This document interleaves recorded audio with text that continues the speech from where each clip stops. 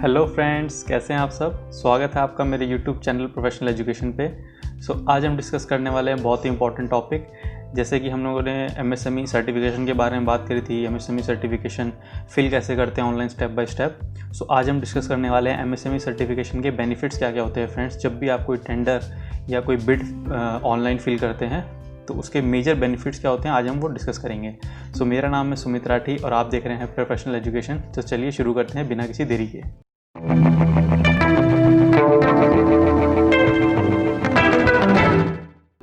Friend, first benefit जो है, जैसे आप देख रहे हैं, टेंडर जो आप भरते हैं वो आप फ्री ऑफ कॉस्ट भर सकते हैं फ्रेंड्स। जो इसका फर्स्ट बेनिफिट्स है और ये मेजर बेनिफिट है फ्रेंड्स कि जब भी आप कोई टेंडर फिल करते हैं तो उसके अंदर आपको टेंडर फ़ी भरनी पड़ती है। तो टेंडर फ़ी होती क्या है, जब भी आप कोई टेंडर फिल करेंगे तो उस टेंडर को भरने के लिए जो फ़ीस देनी पड़ती है उसको आप टेंडर फ़ी बोलते हैं। तो अगर आपका प्रोडक्ट एमएसएमई रजिस्ट्रेशन के अंदर इंक्लूड है या आपने इंक्लूड किया हुआ है अपने एमएसएमई रजिस्ट्रेशन के अंदर अपना प्रोडक्ट, आपको टेंडर फ़ी देने की फ्रेंड्स कोई ज़रूरत नहीं है। आप अपना टेंडर के अंदर अपना एमएसएमई सर्टिफिकेशन की कॉपी लगाइए और आपको इसमें एमएसएमई जो टेंडर फ़ी होती है वो आप एग्जेम्प्ट हो जाएगी आपकी। फ्रेंड्स, सेकंड बेनिफिट जो मेजर बेनिफिट है, जब आप टेंडर फिल करते हैं तो अगर आप एमएसएमई सर्टिफाइड हैं, आप एमएसएमई सर्टिफाइड वेंडर हैं, आपको ईएमडी जो टेंडर के अंदर ईएमडी होती है वो आपको देने की ज़रूरत नहीं पड़ेगी फ्रेंड्स। जैसे आप टेंडर फ़ी होती है, टेंडर फ़ी बहुत मामूली होती है, 500 रुपये, 1000 रुपये, 2000 रुपये, 5000 रुपये ऐसे होती है। बट ईएमडी जो होती है फ्रेंड्स वो बहुत ज़्यादा होती है, लाइक 1 लाख रुपये, 2 लाख रुपये। आपको अगर ईएमडी नहीं भरनी है टेंडर के अंदर, आपको अपना प्रोडक्ट एमएसएमई सर्टिफिकेशन के अंदर इंक्लूड कराना पड़ेगा फ्रेंड्स। एक ये बहुत ही अच्छा बेनिफिट है एमएसएमई। अगर आप सर्टिफाइड हैं या आपका प्रोडक्ट एमएसएमई सर्टिफिकेशन के अंदर आता है तो आप ईएमडी आपको टेंडर के अंदर ईएमडी भरने की कोई ज़रूरत नहीं है फ्रेंड्स। फ्रेंड्स, अब तक जो हमने 2 बेनिफिट डिस्कस किए हैं, अगर आपको इससे रिलेटेड कोई भी क्वेश्चन पूछना है तो अभी आप मुझे कमेंट सेक्शन में बता सकते हैं। और अगर आपको मेरा वीडियो अभी तक अच्छा लग रहा है तो प्लीज़ वीडियो को लाइक कीजिए और मेरे वीडियो को पूरा देखिए, तो उससे आपको पूरा पता लगेगा कि एमएसएमई के जो बेनिफिट्स होते हैं सर्टिफिकेशंस के वो क्या क्या होते हैं और उन बेनिफिट्स को आप कैसे अपने टेंडर में यूज़ कर सकते हैं फ्रेंड्स। जैसे आप देख रहे हैं, थर्ड बेनिफिट जो है ये बहुत लोगों को नहीं पता होता है, या अगर पता होता है तो इसको कैसे अप्लाई करें अपने टेंडर के अंदर जब आपको टेंडर फिल कर रहे हैं। तो जो थर्ड बेनिफिट है ये मैं आपको एग्जांपल के तरीके से समझाता हूँ। अगर आप सपोज़ कीजिए टेंडर फिल कर रहे हैं और टेंडर फिल करने के अंदर आप L2 आते हैं, जैसे आपका प्राइस जो है लोवेस्ट 2 है, आपसे पहले एक L1 आता है जिसका प्राइस आपसे कम है। अगर आप एमएसएमई सर्टिफाइड हैं, आप वेंडर एमएसएमई सर्टिफाइड वेंडर हैं और आपका प्राइस जो है फ्रेंड वो उसके प्राइस से L1 प्राइस से 15% ज़्यादा है, मतलब 15% के अंदर आता है, आप जो टेंडर फिल कर रहे हैं और अगर आप एमएसएमई सर्टिफिकेशन में रजिस्टर्ड हैं तो उस टेंडर में जो कुछ मांगा गया है, जो प्रोडक्ट मांगा गया है, उस टेंडर का आप 25% तक फ्रेंड्स उस टेंडर का जो भी प्रोडक्ट है आप सप्लाई कर सकते हैं। अगर आप एमएसएमई वेंडर हैं, चाहे आप L2 क्यों ना हो तब भी कर सकते हैं। बट इसमें एक शर्त ये रहती है कि जो L1 वेंडर है वो एमएसएमई में सर्टिफाइड नहीं होना चाहिए फ्रेंड्स। अगर वो एमएसएमई सर्टिफाइड है तो आपको ये बेनिफिट नहीं मिलेगा। तो आपको ये, जब भी आप टेंडर फिल करते हैं या आप टेंडर ओपनिंग में जाते हैं, तो आपको ये ध्यान रखना है कि जो L1 आया है वो एमएसएमई सर्टिफाइड ना हो। अगर वो एमएसएमई सर्टिफाइड नहीं है तो आप अपनी टेक्निकल इवैल्यूएशन में आप ये बात उठा सकते हैं कि आप एमएसएमई वेंडर हैं तो आपको भी एक प्रायोरिटी दी जाए कि जो भी प्रोडक्ट मांगा गया है टेंडर के अंदर उसका मैं कुछ परसेंट, 25% से नीचे कुछ परसेंट में टेंडर के अंदर सप्लाई कर सकूं।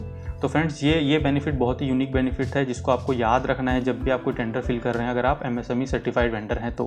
फ्रेंड, नेक्स्ट बेनिफिट जो है वो बहुत ही इंपॉर्टेंट बेनिफिट है जिसमें लोगों को बहुत कम पता होता है बेनिफिट।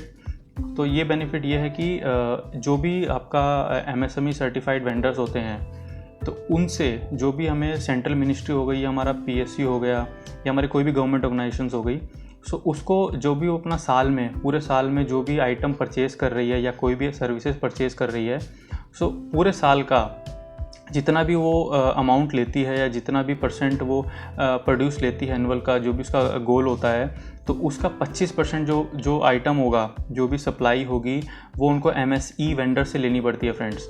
जो भी अगर आप कोई PSU का टेंडर फिल कर रहे हैं या कोई गवर्नमेंट का टेंडर फिल कर रहे हैं तो आपको उसमें MSME सर्टिफिकेशन अगर आपके पास है उसको ज़रूर डालिए, क्योंकि अगर उसमें नहीं भी है, चलो मान ले अगर टेंडर के अंदर वो नहीं डालते हैं, बट आप अपनी साइड से अगर उसको MSME सर्टिफिकेशन टेंडर में डाल रहे हैं तो कल को आप उसको उठ के ये बोल सकते हो कि भैया मैं MSME एक वेंडर हूँ, मुझे आप जो भी काम दे रहे हैं उसका कुछ % काम आप मुझे दीजिए।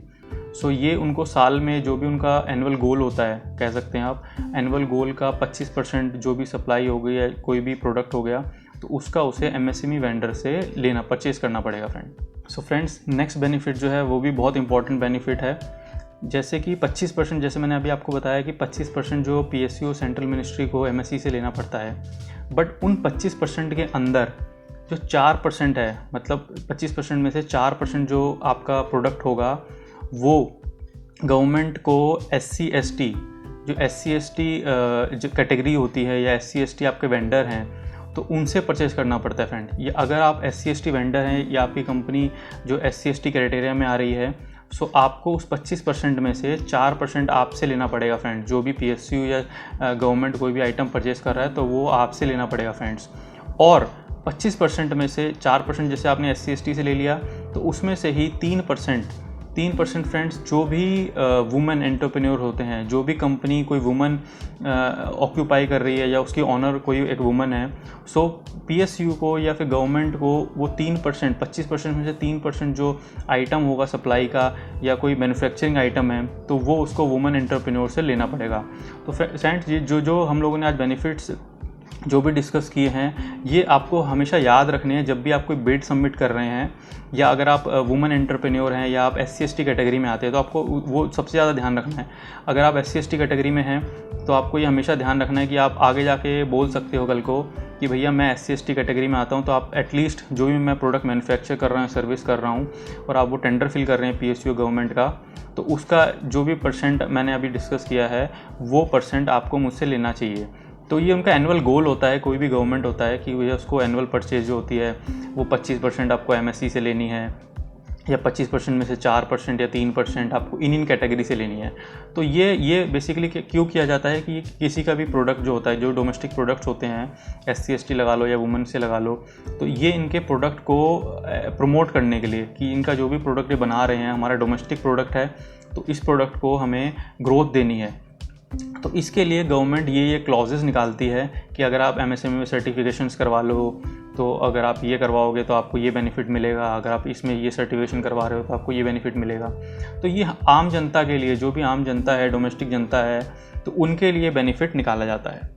फ्रेंड्स, आपको अगर मेरा वीडियो अच्छा लगा है तो प्लीज़ इस वीडियो को लाइक कीजिए, और अगर आप मेरे चैनल पे फर्स्ट टाइम आए हैं तो प्लीज़ को सब्सक्राइब करके ज़रूर जाना।